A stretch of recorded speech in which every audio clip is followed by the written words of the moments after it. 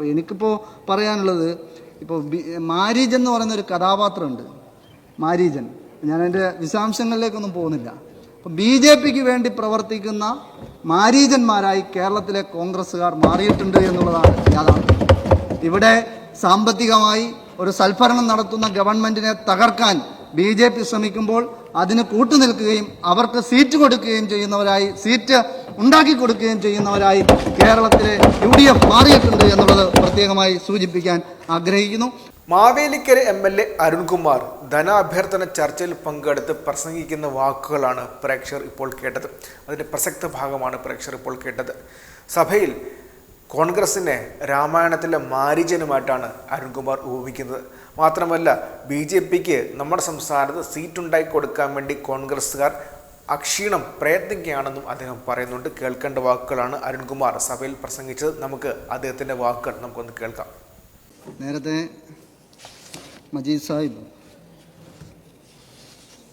നമ്മുടെ മത്സ്യബന്ധന മേഖലയുമായി ബന്ധപ്പെട്ടുള്ള ചർച്ചയിൽ മന്ത്രി നടത്തിയ പ്രവർത്തനങ്ങളെ ശ്ലാഘിക്കുന്ന സാഹചര്യമുണ്ടായി.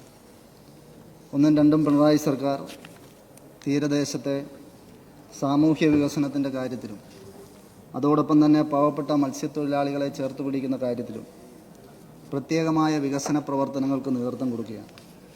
ഏതാണ്ട് 11,000 കോടിയോളം രൂപയാണ് വിവിധ പദ്ധതികൾക്കായി മാറ്റിവെച്ചിട്ടുള്ളത്. ഇത്തരം ചേർത്തുപിടിക്കലിനെ പ്രത്യേകമായി അഭിനന്ദിക്കാൻ ഈ അവസരം ഞാൻ ഉപയോഗപ്പെടുത്തുകയാണ്.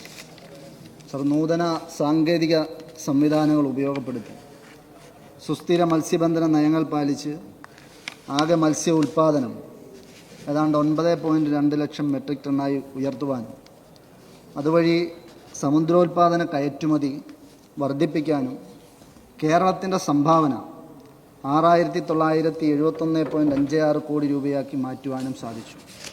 പലപ്പോഴും ഇവിടെ പ്രതിപക്ഷം സൂചിപ്പിക്കുന്നത് ഈ പ്രയോറിറ്റിയെക്കുറിച്ചാണ്. ഞാൻ ഈ ചർച്ചയുടെ ഭാഗമായി നന്നായി ഇത്തരം കാര്യങ്ങൾ, വകുപ്പ് നടത്തുന്ന വികസന ക്ഷേമ പ്രവർത്തനങ്ങൾ പരിശോധിച്ചു. തീരദേശ മേഖലയിൽ മാത്രമല്ല, കേരളത്തിലെ എല്ലായിടങ്ങളിലും വീടില്ലാത്ത മനുഷ്യൻ്റെ സ്വപ്നം പൂർത്തീകരിക്കാൻ ലൈഫ് ഭവന പദ്ധതി അടക്കമുള്ള അവരുടെ കണ്ണീര് വറ്റിക്കാൻ കഴിയുന്ന നിലയിലേക്ക്, കണ്ണീരൊപ്പാൻ കഴിയുന്ന നിലയിലേക്ക്, ചേർത്ത് പിടിക്കാൻ കഴിയുന്ന പ്രവർത്തനം നടത്തി. 4 ലക്ഷത്തിലധികം വീടുകൾ പൂർത്തീകരിച്ചത് നാം ചർച്ച ചെയ്യുകയാണ്. സ്വന്തമായി വീടെന്ന സ്വപ്നം സാക്ഷാത്കരിക്കുന്നു. അവരുടെ ആദ്യമെല്ലാം ഒഴിവാക്കുന്ന നിലയിലേക്ക് ഈ ഗവൺമെൻറ്റിന് മാറാൻ കഴിഞ്ഞു. ഇതുമായി ബന്ധപ്പെട്ട് വേലിയേറ്റ രേഖയിൽ നിന്ന് ഏതാണ്ട് 50 മീറ്ററിനുള്ളിൽ അധിവസിക്കുന്നവരെ പുനരധിവസിപ്പിക്കാൻ 2,450 കോടി രൂപയുടെ പദ്ധതിയാണ്, പുനർഗേഹം പദ്ധതിയാണ് നടപ്പിലാക്കിയിട്ടുള്ളത്. ഈ പദ്ധതിയുടെ ഭാഗമായി വിവിധ പുനരധിവാസ പദ്ധതികളിലായി ഏതാണ്ട് 12,590 വീടുകൾ പൂർത്തിയായതായിട്ടാണ് കാണാൻ കഴിയുന്നത്. അപ്പോൾ പ്രയോറിറ്റി എവിടെയാണ് എന്ന് നമുക്ക് കാണാൻ കഴിയും. വിവിധ പദ്ധതികളിലായി ഫ്ലാറ്റുകളുടെ നിർമ്മാണം പുരോഗമിക്കുകയാണ്. ഞാൻ അതിൻ്റെയും കണക്ക് നോക്കുകയുണ്ടായി.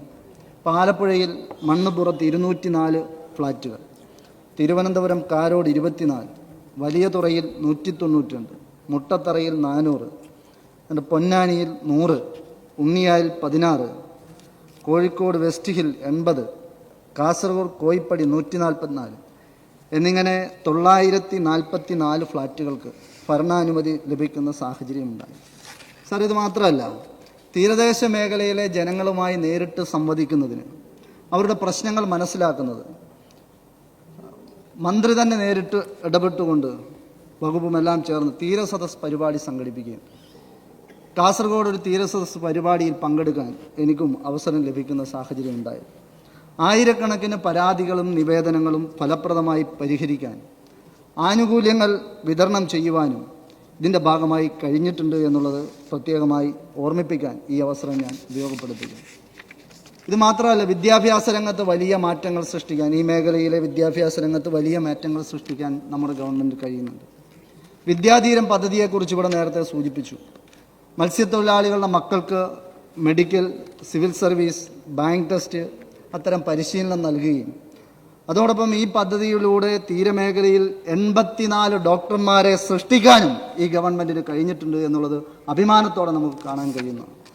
ഇത് മാത്രമാണ്, 100-ലധികം പേർക്ക് വിവിധ പ്രൊഫഷണൽ കോഴ്സുകളും ഇതിലൂടെ അഡ്മിഷൻ നേടാനുള്ള അവസരവും ഉണ്ടാക്കി കൊടുക്കുന്നു. ചരിത്രത്തിലാദ്യമായി വിദേശത്തുള്ള ഉന്നത യൂണിവേഴ്സിറ്റികളിൽ നിന്നും മെറിറ്റിൽ പ്രവേശനം നേടിയ മത്സ്യത്തൊഴിലാളി വിഭാഗത്തിലെ കുട്ടികളുടെ പഠന ചിലവ് വകുപ്പ് ഏറ്റെടുക്കുന്ന സാഹചര്യം ഉണ്ടായി. മാതാപിതാക്കൾ നഷ്ടപ്പെട്ട മത്സ്യത്തൊഴിലാളികളുടെ മക്കളെ ദത്തെടുക്കുകയും അവരുടെ വിദ്യാഭ്യാസ ചെലവ് പൂർണ്ണമായും സർക്കാർ ഏറ്റെടുക്കുന്ന സാഹചര്യവും ഈ ഘട്ടത്തിൽ നമ്മൾ കാണുകയാണ്. തീരദേശത്തെ സ്കൂളുകളുടെ അടിസ്ഥാന സൗകര്യം വികസനം ഏറ്റവും ഭംഗിയായി മുന്നോട്ട് കൊണ്ടുപോകുന്നു. നേരത്തെ നമ്മുടെ 1ഉം 2ഉം പിണറായി സർക്കാരിൻ്റെ കാലത്തെ വിദ്യാഭ്യാസ മേഖലയിലെ വലിയ മുന്നേറ്റം നമുക്ക് കാണാൻ കഴിയും. UDFിൻ്റെ കാലത്ത് അടച്ചുപൂട്ടിപ്പോയ സ്കൂളുകളെക്കുറിച്ചൊക്കെ നമ്മൾ ചർച്ച ചെയ്തിട്ടുണ്ട്. ഇപ്പോൾ 36 സ്കൂളുകൾക്ക് പ്ലാൻ ഫണ്ട് വഴി 70 കോടി രൂപയാണ് തീരദേശ മേഖലയിൽ കൊടുത്തിട്ടുള്ളത്. കിഫ്ബി വഴി 57 സ്കൂളുകൾക്ക് 66 കോടി രൂപ നീക്കിവെച്ചിരിക്കുന്നു. 136 കോടി രൂപയാണ് തീരദേശ മേഖലയിലെ സ്കൂളുകൾക്ക് ഈ ഭാഗമായി അനുവദിക്കാൻ കഴിയുന്ന സാഹചര്യമുണ്ടായി. 69 സ്കൂളുകളുടെ നിർമ്മാണം പൂർത്തീകരിച്ചു കഴിഞ്ഞു. സാർ, ഇത് സാധാരണക്കാരെ സംരക്ഷിക്കുന്നതിന് വേണ്ടിയിട്ടുള്ള നടപടിയല്ലേ? സാധാരണ വിദ്യാർത്ഥികളെ സംരക്ഷിക്കുന്നതിനായിട്ടുള്ള നടപടിയല്ലേ? ഇവിടെ പ്രയോറിറ്റി സാധാരണ ജനങ്ങൾക്കല്ലേ സാർ? 1000 കോടി ചിലവിൽ ഏതാണ്ട് 2099 തീരദേശ റോഡുകൾ പുനരുദ്ധാരണം നടത്തിക്കഴിഞ്ഞു സാർ.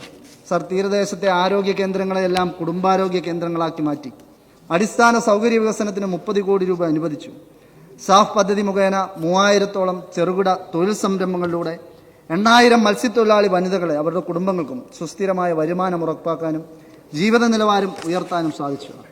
മത്സ്യവിപണനത്തിനായി തീരദേശത്ത് നിന്നും വിവിധ സ്ഥലങ്ങളിലേക്ക് യാത്ര ചെയ്യുന്നവർക്ക് KSRTCയുമായി ബന്ധപ്പെട്ട് സൗജന്യമായി അവർക്ക് യാത്ര ഒരുക്കിക്കൊണ്ട് സമുദ്ര പദ്ധതി നടപ്പിലാക്കി. ഇന്ത്യയിലെ ആദ്യത്തെ ഫിഷറീസ് സർവകലാശാല കുഫോസിൽ 34 കോടി ചിലവിൽ 2 അക്കാഡമിക് ബ്ലോക്കുകളുടെ നിർമ്മാണ ജോലികൾ പുരോഗമിക്കുന്നു. കുഫോസിന്റെ കീഴിൽ ഫിഷറീസ് ആൻഡ് ഓഷൻ നോളജ് സെന്ററുകൾ കേരളത്തിലെ എല്ലാ ജില്ലകളിലും തുടങ്ങാനുള്ള തീരുമാനം ഉണ്ടാകുന്നു. എല്ലാ ജില്ലകളിലും പ്രത്യേകം പരിശീലനം ലഭിച്ച കടൽ രക്ഷാ ദൗത്യസേന 300 പേർ ഏത് ഘട്ടത്തിലും ഉപയോഗിക്കാൻ കഴിയുന്നവരായി മാറിക്കഴിഞ്ഞിട്ടുണ്ട്. 2022-23 കാലഘട്ടത്തിൽ ഇവർ 602 രക്ഷാപ്രവർത്തനം നടത്തി എന്നുള്ളതും അതുവഴി 5902 പേരുടെ ജീവൻ രക്ഷിക്കാൻ കഴിഞ്ഞതുള്ളതും അഭിമാനകരമായ നേട്ടമായി കൂടി കാണാൻ കഴിയുന്നു സാർ. ഇപ്പോൾ മഴക്കാലമാണ്. കാലാവസ്ഥ വ്യതിയാനത്തെക്കുറിച്ചൊക്കെ നമ്മൾ ചർച്ച ചെയ്യും. ചെല്ലാനത്തെക്കുറിച്ച് ഇപ്പോൾ ഒരു വാർത്തയും നമ്മുടെ മാധ്യമങ്ങളിൽ കാണാൻ കഴിയുന്നില്ല. കാരണം ചെല്ലാനത്തെ സുരക്ഷിതമാക്കി മാറ്റുവാൻ ഈ സർക്കാർ പ്രതിജ്ഞാബദ്ധമായിരുന്നു. 344 കോടി രൂപ മുടക്കി ടെട്രാപാഡ് നിർമ്മിച്ച് ചെല്ലാനത്തിന്റെ ആശങ്കകൾ പരിഹരിച്ചു. അവർക്ക് ആശങ്കയില്ലാതെ അന്തിയുറങ്ങാൻ കഴിയുന്ന സാഹചര്യം കൂടി ഉണ്ടായിട്ടുണ്ട് സാർ. ഇതുപോലെ 10 ഹോട്ട്സ്പോട്ടുകൾ കണ്ടെത്തി അവിടെയെല്ലാം ഈ നിലയിലുള്ള പ്രശ്നങ്ങൾ പരിഹരിച്ചു കൊണ്ടിരിക്കുകയാണ് സാർ. ഇപ്പോൾ ഈ തെരഞ്ഞെടുപ്പിന് ശേഷം ഈ വെന്റിലേറ്ററിൽ നിന്ന് മാറിയ അവസ്ഥയാണ് UDFിനുള്ളത്. ഇപ്പോൾ വെന്റിലേറ്ററിൽ നിന്ന് മാറി. അപ്പോൾ എനിക്കിപ്പോൾ പറയാനുള്ളത്, ഇപ്പോൾ മാരീജൻ എന്ന് പറയുന്നൊരു കഥാപാത്രമുണ്ട്. മാരീജൻ, ഞാൻ അതിൻ്റെ വിശദാംശങ്ങളിലേക്കൊന്നും പോകുന്നില്ല. അപ്പോൾ BJPക്ക് വേണ്ടി പ്രവർത്തിക്കുന്ന മാരീജന്മാരായി കേരളത്തിലെ കോൺഗ്രസ്സുകാർ മാറിയിട്ടുണ്ട് എന്നുള്ളതാണ് യാഥാർത്ഥ്യം.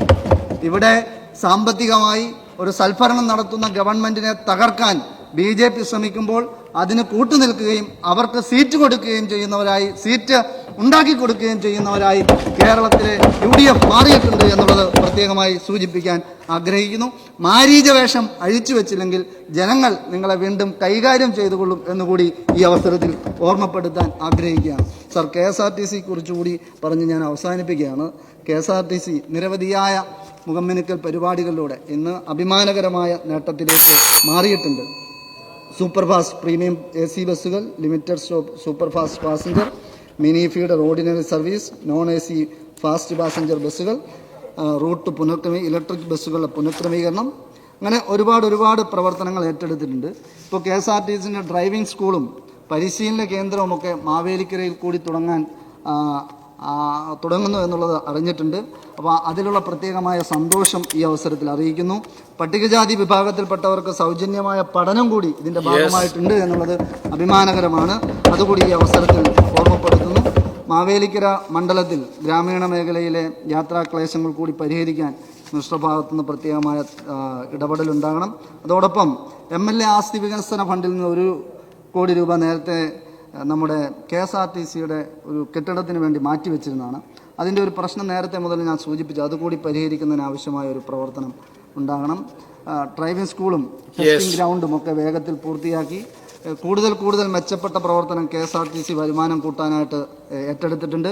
ക്യാഷ്ലെസ് ട്രാൻസ്ഫർ, ഓൺലൈൻ റിസർവേഷൻ, വിദ്യാർത്ഥി കൺസെഷൻ ഓൺലൈനാക്കി, KSRTC യാത്രാ ഫ്യുവൽസ്, ATM തുടങ്ങിയ ഇതര മാർഗങ്ങളിലുള്ള വരുമാനവർദ്ധന, യാത്രികർക്ക് കുപ്പിവെള്ളം, ബഡ്ജറ്റ് ടൂറിസം പദ്ധതി, KSRTC കൊറിയർ സർവീസ്, ഇതെല്ലാം നമ്മുടെ നാടിൻ്റെ KSRTCയുടെ ഒക്കെ മുഖച്ഛായ വർദ്ധിപ്പിക്കുന്നതിനാവശ്യമായ നടപടികൾ. ഇതിനെല്ലാം ഈ അവസരത്തിൽ പിന്തുണച്ചുകൊണ്ട് ഒരിക്കൽ കൂടി UDF മാരീചവേഷം അഴിച്ചു വെക്കണമെന്ന് സൂചിപ്പിച്ചുകൊണ്ട് ഓർമ്മപ്പെടുത്തിക്കൊണ്ട് ഈ ധനാഭ്യർത്ഥനകളെ പിന്തുണച്ചുകൊണ്ട് ഞാൻ എൻ്റെ വാക്കുകൾ ഉപസംഹരിക്കുന്നു.